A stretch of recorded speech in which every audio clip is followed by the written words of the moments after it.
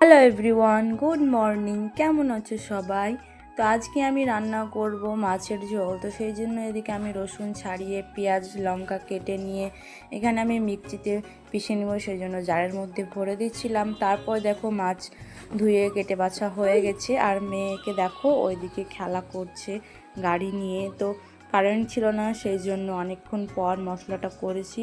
তো মাছের সাথে করব আলু সেদ্ধ ভাত। তো সেই জন্য এখানে ভাতের জলটা গরম হয়ে গেছে, এর মধ্যে আমি আলুগুলো এক এক করে সব দিয়ে দিচ্ছিলাম। তারপরে আমি এখানে মাছ ভাজাটাও স্টার্ট করে দিয়েছি।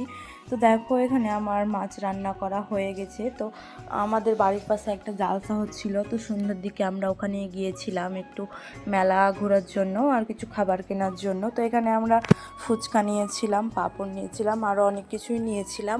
তারপরে তো আমরা মেলা দেখে বাড়ি চলে এলাম। তো ভিডিওটা ভালো লাগলে একটা লাইক করে দিও আর চ্যানেলটাকে সাবস্ক্রাইব করে